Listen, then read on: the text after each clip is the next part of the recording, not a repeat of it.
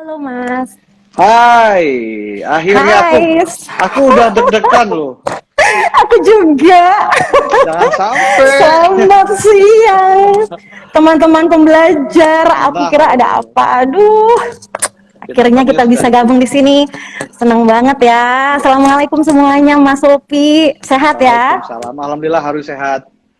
Amin. Amin. Ya, ya, ya. Salam semua teman-teman di sana. Halo. Oke, oke. Mungkin sahabat pembelajar tadi ada yang belum dengar bahwa topik kita kali ini dengan narasumber yang spesial kali ini adalah tentang pandemik dan KDRT, Asik. ya kan? Kan mungkin kawan-kawan sahabat pembelajar sudah pada tahu KDRT itu adalah orang istri dipukul, anak dipukul. Oke, tapi kan kadang kan tidak Nah, tahu bahwa sebenarnya KDRT itu tidak hanya tentang terhadap istri, terhadap anak, terhadap suami. Jadi kan mungkin lebih bisa kita kupas lebih dalam lagi kaitannya kan, ya. Mbak ya.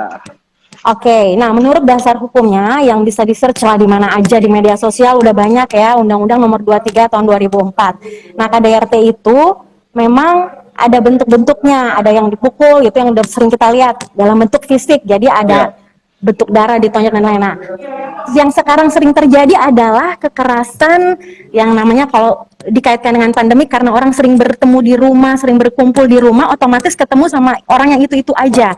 Nah, kebetulan juga kalau misalnya di rumah itu kan biasanya orang ketemunya kalau nggak ke pasangan ya ke anak, sehingga dampak yang dirasakan itu kecuali rumah adalah tetangga ya, Mbak ya. tetangga. Oh, Asal, tetangga iya. asal jangan salah rumah Jangan. ya. Oh, salah rumah itu namanya Ai Ting Ting ada lagunya. Apa itu? Alamat Selamat. palsu. Oh, masuk. Akan gendang dong. Jadi gitu. Ya nanti dibahas ya. Jadi gitu Mas Sopi. Jadi lebih kepada kekerasan yang namanya semacam seksual dan emosional. Kekerasannya tiga bentuk, ada fisik, kemudian ke psikologis, kemudian seksual dan penelantaran rumah tangga. Jadi Empat toh, lebih Mbak. kalau empat ya. Jadi lebih ke itu.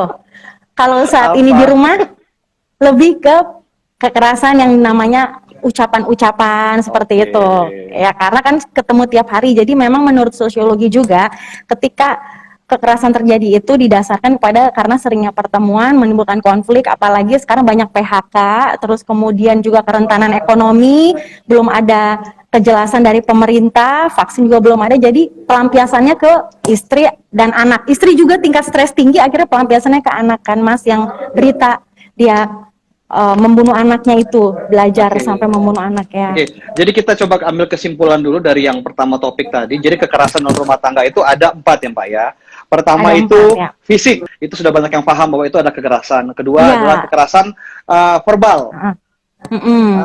Dasar lu nggak laki-laki nggak bisa ngasih duit. Nah, Iya, kamu gimana sih kerjanya? Aku udah pusing kira anak seperti itu. Kamu ya, tuh nggak pernah baik. Nah, itu membuat istri tambah stres karena dia sudah berusaha melakukan yang baik. Itu pengaruh banget oke. ke psikis yang akhirnya rentannya ke Yang anak. ketiga itu adalah Seperti itu. kekerasan seksual. Itu misalnya ketika istri tidak mau berhubungan Nah, dipaksa, ya ya ini secara kan? dewasa dia capek kan Mas? Ya, Oke. dia nggak mau berhubungan. Nah, Suami tidak seperti itu. mau, kayaknya tidak mungkin. Aduh Mas Sofi ini saya minum dulu dah Mas. Keempat itu kekerasan apa tadi? Yang keempat?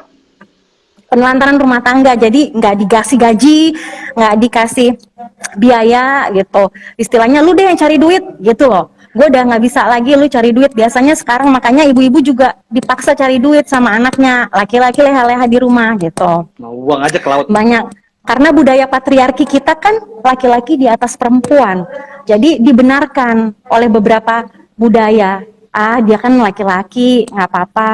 Jadi begini, Betul Mas Sopi, betul. dalam empat itu fisik, verbal, seksual, penelantaran. Ini kalau empat-empatnya dilakukan oleh satu orang, diapain enaknya nih, Mbak? Sudah nggak Didoa. kerja, sudah kasar, udah maksa, ya kan, udah nggak ngasih duit, dan Mm-mm. empat-empatnya jadi nih. Nah, sekarang sudah dapat kita empat kekerasan rumah tangga nih. Kemudian Iya, dasar hukum yang kita punya negara ini melindungi korban-korban ini. Oke, sebelumnya kita rewind dulu. Korbannya ini kan tidak harus selalu istri ya, Mbak ya. Kan banyak nggak juga selalu istri. kejadian, bisa juga anak, bisa juga adik, bisa juga saudara ya, Mbak Mm-mm. ya. Atau suami. Nah, jadi uh, negara ini sudah sejauh mana Mbak memberikan perlindungan kepada warga negaranya terhadap korban-korban KDRT, Mbak? Mm-mm. Ya, untuk saat ini negara menjamin dengan adanya pusat-pusat pengaduan. Di daerah ada pusat pengaduan, seperti di BPHN juga ada konsultasi hukum gratis ya. Sekaligus saya menginfokan, mungkin ada teman-teman yang belum dengar dimanapun berada, YouTuber dimanapun, bahwa di BPHN ada konsultasi hukum gratis. Jadi ya bisa langsung juga download di Play Store. Ini sekarang info aja Mas, Iya, izin. iya. Download di Play Store ada yang namanya LSC, Mbak, ya. download kalau bahasa Indonesianya apa, Mbak? Dicari. Salah. Unduh. Ya deh, unduh juga bisa. Unduh. Diambil di Play Store. Nah, yang tulisannya LSC, jadi membantu teman-teman bisa langsung online dari situ karena pandemi kan males keluar-keluar dan nggak boleh. Seperti itu.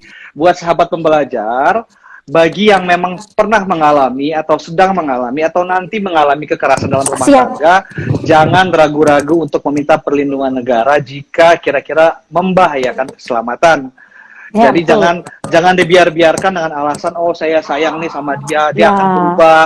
Karena biasanya nggak berubah ya Mbak ya. Aib Aib yang itu malu. malu. Ternyata ada penelitiannya Mas, sekali melakukan kekerasan biasanya dia terulang karena dia merasa dia berhasil. Itu ada penelitiannya. Oke. Gitu. Ketika tadi kita bicara mengenai untuk korban supaya jangan diam ketika mendapat perlakuan. Sekarang kita bicara untuk para pelaku atau mungkin yang ada kesempatan nanti untuk melakukan kekerasan, bahwa ada hukuman buat pelaku KDRT. Nah, ya, melakukan apa nih Mbak? Pelaku KDRT di kita itu diancam hukuman apa nih Mbak? Ya, kalau kita diancam, kalau hukuman mati itu dia diancam penjara dan juga denda. Nah, dendanya kalau hukuman kalau sampai menyebabkan kematian. Kalau sampai menyebabkan kematian. Tapi ada juga kalau aspek yang tidak sampai menyebabkan kematian gitu, itu ya pasti ada hukuman pidana penjaranya, cuma lebih rendah gitu. Tapi untuk awal pasti dimediasi terlebih dahulu. Jadi ada tingkatannya, kita nggak langsung masukin penjara gitu, nggak, pasti ada dimediasi dulu, dikasih tahu dulu, terus ada visum, kita lihat juga. Makanya nanti ada pendampingan kesehatan untuk yang korbannya itu kita dampingi, di visum dulu. Nah, yang perlu diurgensi oleh pemerintah itu ini Mas, sebenarnya visum itu biaya sendiri apa gimana? Nah itu pemerintah lebih lagi kita mau kebijakannya untuk mementas ini kekerasan dalam rumah tangga ini melalui seperti itu Mas. Kemudian nah sekarang ada nggak Mbak kaitannya antara KDRT ini dengan pandemi corona? Karena kan tadi dibilang banyak PHK karena corona ini, ya kan? Banyak yang akhirnya di rumah saja, pendapatan menurun. Baik yang pedagang-pedagang pun, yang kelas menengah yang berdagang pun mereka pendapatannya menurun karena orang pun membelinya jadi jarang, ya kan Mbak ya? Nah, ini apakah Mbak punya data atau apa gimana mengenai peningkatan KDRT dengan adanya pandemi ini Mbak? Oke, Mbak tadi 2019 ada nggak Mbak data kekerasan di Indonesia Mbak? Ada ini 2019. Berapa dia? Sekitar 531, 500-an. 2019 500. Ya, 500-an. Sekarang baru sampai September 2018. 2000 ini, ya. Ini kagak ngadi-ngadi naiknya ini. Banyak banget kan? Gila nggak? Ya ampun, kasihan sekali. Makanya kasihan banget Mas. Serius kasihan banget. Dan mereka kan di rumah nggak bisa ngadu ke siapa-siapa, handphonenya diambil. Dan ini nyata banget karena temanku juga barusan sharing, lakinya jadi bahasa kita ya, lakinya juga di PHK, terus kemudian dia nggak bisa telepon ibunya, dia nggak bisa cerita ke siapa-siapa, jadi dia pura-pura nganterin anaknya mau les, ketemu saya dan dia cerita, tanpa disadari lakinya mulai tuh stres, nggak ada pelampiasan, nggak ada kesibukan, mulai dari kata-kata akhirnya nonjok dia, ya maksudnya nampar lah. Undang-undang sudah ada, data sudah ada, terbukti bahwa pandemik ini membuat KDRT naik, Mbak. Penerapan undang-undang KDRT ini ada tantangannya nggak, Mbak, atau halangan atau kendalanya di Indonesia, Mbak? Apa yang membuat, karena berarti penerapan UU KDRT ini mungkin belum maksimal, belum optimal, Mbak, ya? Kira-kira apa yang membuat ini belum maksimal, Mbak, gitu? Yang pertama, yaitu budaya patriarki itu turun-temurun. Ya, adat istiadat itu turun-temurun dari dulu kakek nenek buyut kita. Pokoknya istri ngurusinnya dapur, rumah. Ada perceraian juga, lu nggak bisa jaga laki lu ya, Nah, selalu istri yang disalahin. Anak sakit demam, aduh mama, saya nyari duit, kamu sih nggak jagain anak, anak jatuh, pokoknya istri yang salah. Intinya satu, budaya patriarki yang tantangan besar bahwa harus ada edukasi-edukasi bahwa kesetaraan gender itu penting, bahwa saat ini perempuan punya hak.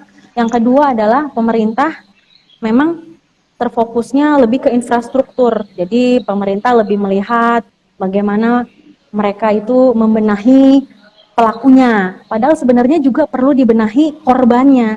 Sama kayak kita lihat misalnya nih Mas, saya kasih ilustrasi. Ada rumah kebakaran.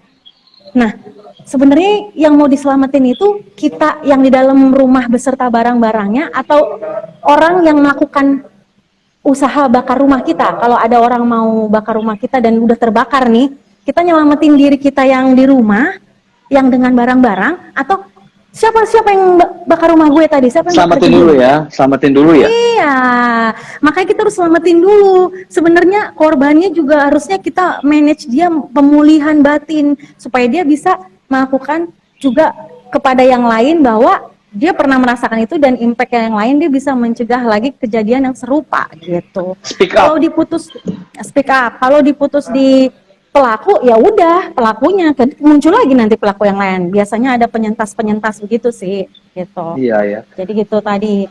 Dan kebijakan pemerintah belum menyeluruh untuk melihat bahwa sebenarnya dengan menyelamatkan kaum-kaum seperti pembentuk generasi bangsa ini, maka menyelamatkan seluruh aspek sosial, ekonomi, budaya, dan semuanya gitu. Jangka panjang ya Mbak ya jadi ya. Karena Tidak kan, hanya sekarang. ya seseorang lahir dari seorang ibu, bukan bapak yang lahirin, ibu. Jadi ketika edukasi ibu, gini pinter, gue harus bentuk anak gue wanita kuat, mandiri, bisa speak up, dia akan menjadi wanita yang ngomong ke temennya, nyokap gue bilang gini, atau mamaku ini hebat apa, jadi dia nggak mau dipegang-pegang, juga nggak mau pelecehan seksual, jangan sembarang ya mas gitu. Tapi kalau ibunya juga maaf kurang ngerti, kurang tahu, makanya itulah yang berakibat jadi lingkaran setan. Nanti kena nggak apa-apa deh dipegang bokongnya, nggak apa-apa. Itu kan pelecehan seksual, kekerasan seksual. Ya, Itulah itu. mas. Kurang lebihnya kayak gitu. Saling berkaitan sebenarnya Mbak ya. Nah, Ya. tantangan tadi itu berarti tantangan itu memang harus dikerjakan oleh semua pihak, mulai dari Harus pemerintah, dikerjakan masyarakat. semuanya, semua, iya. Itu, nah ini menarik nih. Jadi gini nih, istri selingkuh sama suami orang. Ya iyalah, masa suami dia sendiri. Nah, suaminya suaminya marah, mukul istri. Ini yang salah siapa? Siapkan aja bukti-bukti perselingkuhan gitu. Makanya bukan intinya gini, jangan melakukan kekerasan, penganiayaan fisik, Nah, psikis, seksual. betul. Itu aja. Selalu di mindset kita, gue marah, atau saya marah nih Pak, saya marah nih Mbak ke kamu.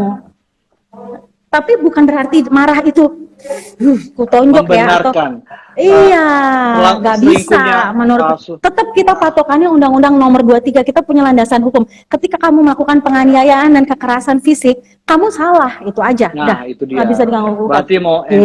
emosi, mau Nggak apa, boleh, jangan. nggak boleh, jangan pernah ada di pikiran. Nggak usah aneh-aneh dah.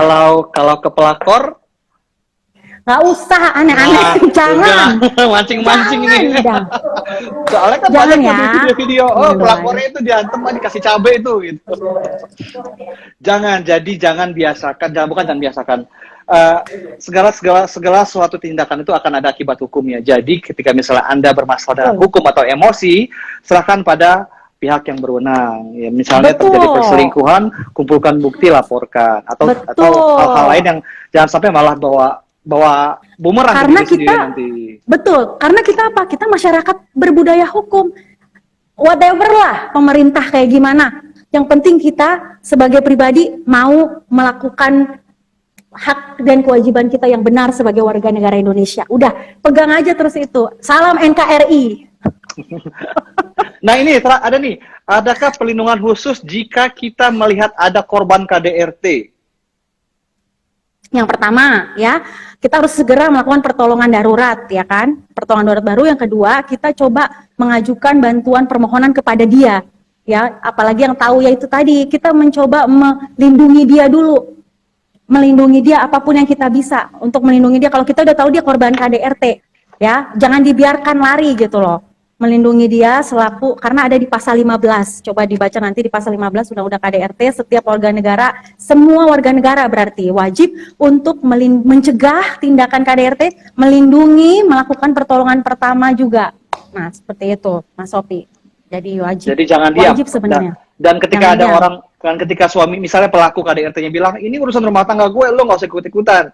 Itu biarin aja ya. Oh, bukan nggak ikutan, Pak. Ya kita tetap bukan nggak ikutan, Iya. Pak. Maaf. Nah, gitu. Maksudnya, Kita harus maksudnya tetap jangan, jangan pedulikan dia omong itu. Maksudnya terus saja kita bantu korban. Iya. Kita bilang, Pak, maaf, ini nggak bisa kayak begini, Pak. Gitu. Iya. Tetap kita kasih omongan, bukan malah kita liatin diem gini. Itu sebenarnya jadi menormalisasi tindakan itu. Misalnya ada, membiarkan.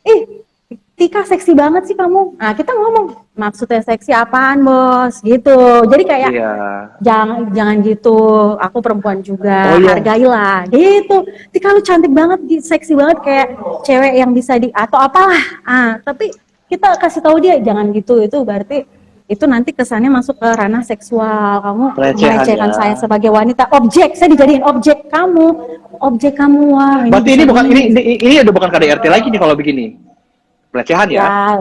Pelecehan seksual nanti masuk. Karena kan di kantor juga, di kantor-kantor juga sering terjadi ada kawan ngandung kawan kerja, gila cantik banget, aduh keren banget loh. Nah itu udah kayak aduh diobjekin dia, diobjekin. Nah sebenarnya itu makanya kita sebagai wanita juga udah istighfar, gue gituin. Jadi kadang gitu. Jangan didiemin ya Mbak ya. Jangan malah dibiarin. Ada kawannya negur ya. Itu bini orang loh, jangan digituin. Kalau pengalaman pribadi. Kan kita harus mengingatkan, ya kan? Ada kawan yang godain, itu bini orang, jangan lo ejek-ejek gitu kan? Aku pernah. Iya kan? Laki-laki lah memang dia mayoritas pelaku KDRT ya Mbak ya. Temennya Pak Sofi ya? Ya, KDRT mayoritas laki-laki. Iya mayoritas. Jadi bapak-bapak nih, bapak-bapak, ibu-ibu, jangan bapak-bapak, ibu-ibu semua yang ada di sini. Ada yang bilang.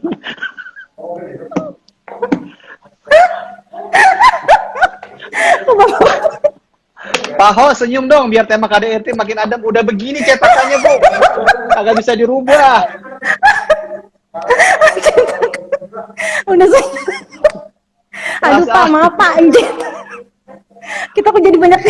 Ibu kagak lihat itu narasumbernya minumannya berwarna ini, hostnya putih Bu, gimana mau senyum? Kak mau tanya kalau mau keren kayak kakak di atas gimana sih? Kagak bisa bawaan lahir, udah diem. Ngadi-ngadi, ini siapa sih nanya? Mamet aku remove dirimu ya. Udah mau makan siang. Tahu nih, udah mau azan pada keluar emang. Mas Sofi kok keringetan terus Mas Sofi? Mbak panas di sini beneran sumpah. Itu kebijakan lagi Mas. Adem sih sebenarnya, cuma dari dalam panas.